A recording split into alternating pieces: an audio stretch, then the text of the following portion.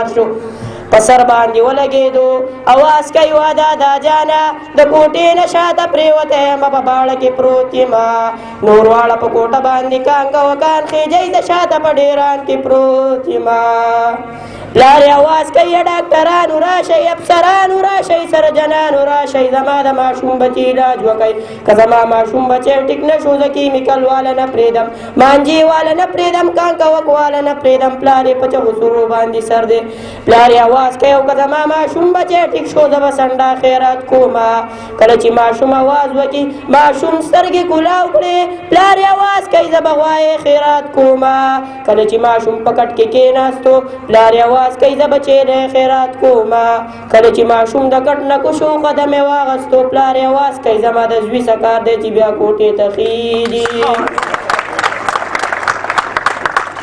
وایي مونږ خو د جانان په فرمایش باندې رشکه واغسته او مونږ خو د جانان په فرمایش باندې رشکه واغسته هغه ظالم اوس د رقیب سره ټیکټر کې ګرځي و یو سړی د مولوي صاحب خواته لاړو تپوس یې ترې وکړو چې مولوي صاحب په مانځه کې دې په مخه کې زمری تېر شي نو مونځ پرې ماتېږي او که نه مولوي صاحب ورته وایي بچی مونځ خو بې نه ماتېږي خو اودس پرې ټینګ کړو یو سړی ولګېد او خپل بچي ته وایي چې تاسو د ازمري بچی ته د ازمري بچی یو هغه ازمری زه یم هغه پلار زوی ورته وایي او دا جي مونږ ته پرونه ګاونډي وي چې ته ماته د سړي بچی نه ښکاري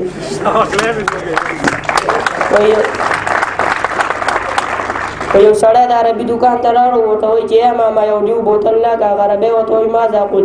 سړی ورته وایي ماما بوتلیون راکویون زه تږیون چې اوبه خېټې ته تلیون او خېټه بړېدیون هغه عربی ورته بیا وایي ماذا قل هغه سړی ورته وایي د خدای تعالی مسلمانیون خپله تاوان خپله کویون هلکه بوتل راکویون او نور تلیون عجیبه سړیون تمیون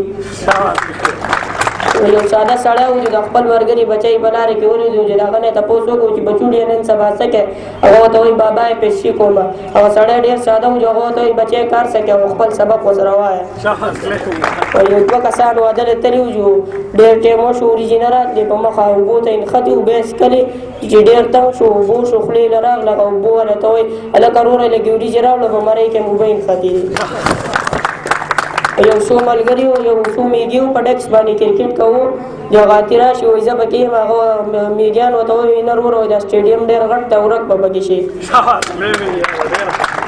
یو دوه ملګري ناست وو چې هغه یو بل ته وایي پرون زموږ استاد خبره کوله چې کوم سړی د میخې پیس کینو د هغه ځای نه هم تېزېږي او مطلب د سړي نه سړی جوړوي یو ملګری ورته وایي مړه سي ګپ به یې د سر لګولی وایي زموږ یو کټی دی ټول عمر یې د میخې پی وڅکله که دا خبره رښتیا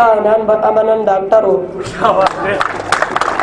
یو میږی په لاره روان وي جوتي وله مخې له ورشي یو غاتي نه تپوس وکړي ستا څو کاله عمر دی جغاتي ورته وایي زه د 15 کالو یم بیا غاتي ولګي د میږي نه تپوس وکړي وایي ته د څو کالو یې یو میږی ورته وایي زه د 10 کالو یم جغاتي پورې خاندي وایي د 10 کالو دومره ورکوټه یو میږی ورته وایي مړه پوچ امت یار ور دي روزو خراب کړی